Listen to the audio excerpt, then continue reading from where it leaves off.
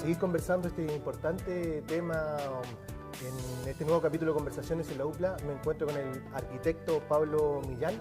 Pablo, bienvenido. Buenas tardes. Pablo, hacerte una pregunta directamente al callo, como decimos acá en Chile, ¿cierto? ¿Marca para Valparaíso en su historia un antes y un después la declaración que hace la UNESCO de Valparaíso Ciudad Patrimonio de la Humanidad? Por supuesto.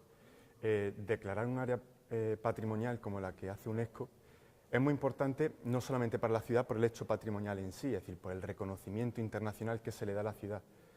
Es también muy importante porque delimitar un área trae consecuentemente una serie de avatares que no todos son positivos. Lógicamente y económicamente va a ser positivo, ¿no?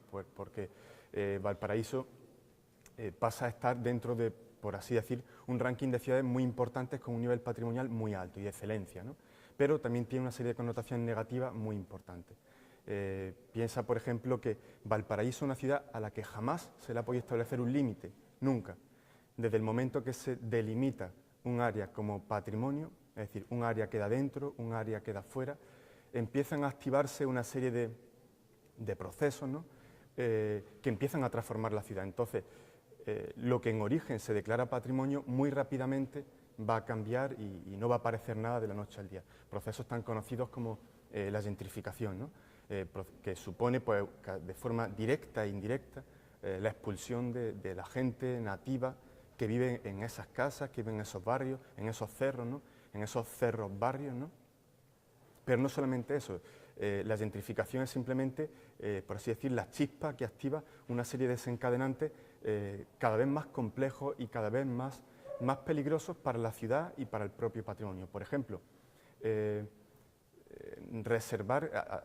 dejar que ese área concreta sea la bandera identitaria de una ciudad hace que sobre ese área recaiga una presión importantísima, una presión pues que, por ejemplo, para el caso de Valparaíso supone que no haya, por ejemplo, gente que reconozcan ya patrimonio local en esa área delimitada, ¿no?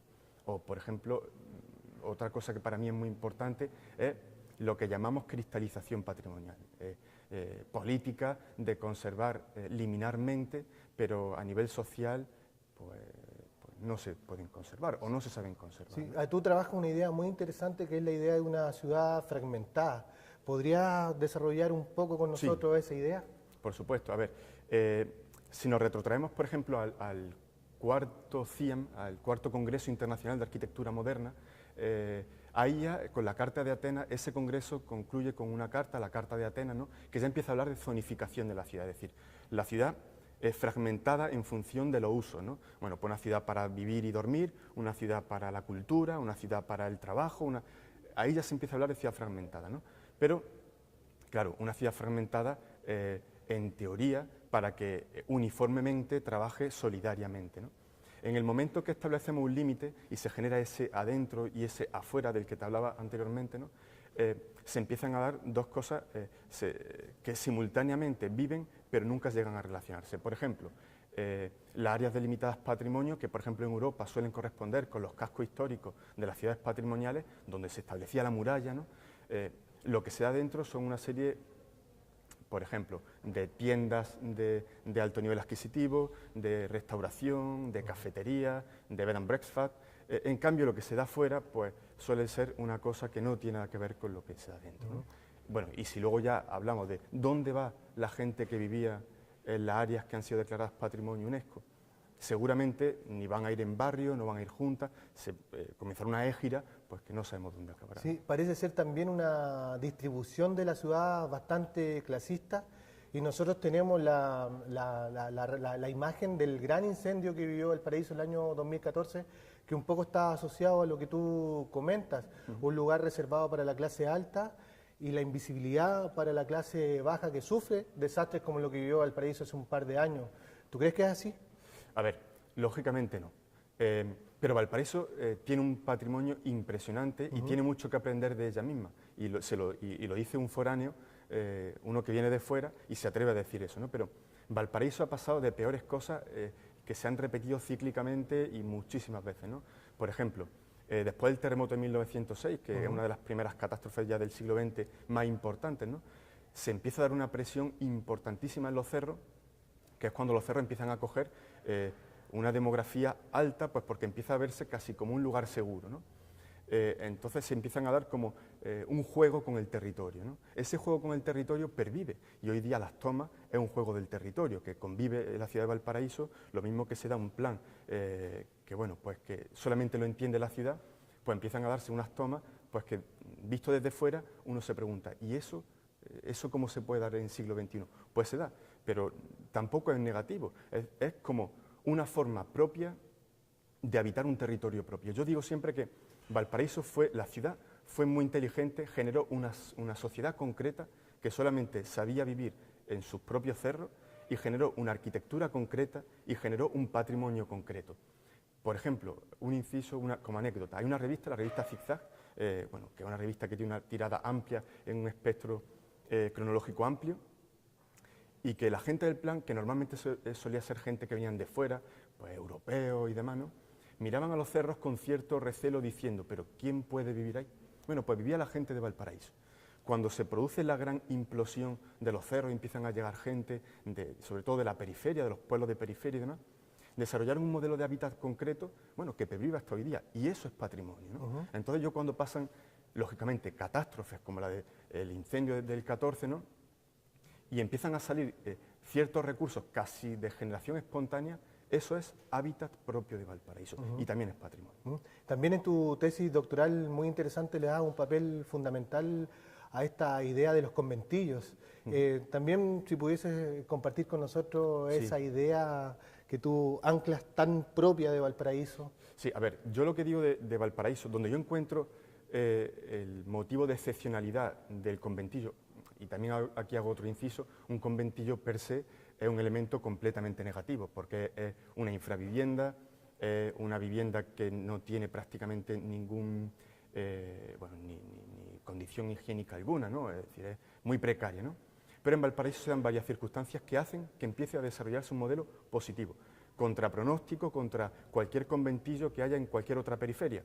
Y digo esto y subrayo esto porque Santiago, cuando digo Santiago quiero decir el gobierno central del país, en muchas ocasiones va a intentar conformar todas esas periferias con respecto a lo que ellos entienden por periferia, y Valparaíso nunca se lo va a dejar. Fíjate, por ejemplo, qué cosa tan interesante, que estos conventillos o estas infraviviendas que empiezan a darse en los cerros de Valparaíso tienen elementos muy positivos. Uno de ellos, sin ir más lejos, es la ventilación. En el plan, los conventillos que empiezan a darse en el plan, lógicamente no tenían ventilación, no tenían forma de evacuar los desechos, ¿no? En cambio los de los cerros sí empiezan a tener ventilación, empiezan a tener ciertos canales que empiezan a recoger las aguas fecales y pluviales, es decir, empiezan a organizarse. Y luego una cosa que también es importante es que transgreden toda norma. Y digo que eso es importante porque así va a perdurar hasta hoy día, es decir, hoy día no hay norma alguna que pueda meter en cintura todo lo que ocurre en los cerros de Valparaíso. Fíjate la cantidad de cosas que transgreden. Transgreden un límite, porque empiezan a... siempre se le habla de periferia, pero ellos les da igual la ciudad donde terminan y siguen colonizando los cerros. Transgreden una forma de vivienda. La tipología de viviendas que se da en los cerros hasta la fecha nunca se había dado. Es decir, es algo completamente novedoso. Transgreden el límite de lo material. Desde el plan se ven los cerros como materiales casi de desperdicio, pero bueno, se construyen, perviven, permanecen y hasta modifican la tipología estructural. Eso hoy día es un patrimonio que lógicamente hay que estudiar, que hay que desarrollar, que su origen lo tienen los conventillos que empiezan a darse en los cerros, pero que lógicamente no se puede no se puede perder. Y una cosa que para mí también es muy importante es que son capaces hasta de transgredir el propio método de habitar. Una pregunta que también te debería haber hecho al principio, pero que también tiene sentido para la gente que nos está viendo. ¿Por qué te interesa Valparaíso? Ay, esa es la pregunta del millón. A ver, bueno, todo esto es una historia casi que personal, ¿no? Pero todo esto empieza hace ya algunos años, ya no me acuerdo ni cuántos años, cuando vine la primera vez a Valparaíso, vine a recalar aquí un 31 de diciembre, un día de Nochevieja, como le decimos allí en España, ¿no? Por una beca de estudio, pues vine aquí y yo tenía un profesor que fue el que luego me dirigió la tesis doctoral, que me dijo: cuando encuentres un lugar que te apasione y que te enamore, de eso tienes que hacer la tesis doctoral. Y yo he de reconocer que llegué acá el 31 de diciembre en una mañana nublada por completo. De hecho me decían, es verano. Yo venía como cualquier europeo viene en verano, manga corta, pantalón corto, y llegué una mañana nubladísima, no se veía nada, y de buena primera pues se levantó la nube y contemplé lo que era Valparaíso, ¿no? Y quedé tan sumamente aturdido que dije, bueno, pues de esto tengo que investigar y a esto me quiero dedicar, y en ello estoy. Pablo, te quiero agradecer en primer lugar tu visita, tu amor por la ciudad. Llegaste además un día de muchas fiestas en Valparaíso, muy reconocida a nivel mundial, donde de algún modo se exacerban todo ese sentimiento y pasión por Valparaíso, y porque el patrimonio y los demás temas de pensamiento de la universidad nos interesan como canal, los invitamos a seguirnos en www.uplatv.cl. Hasta siempre.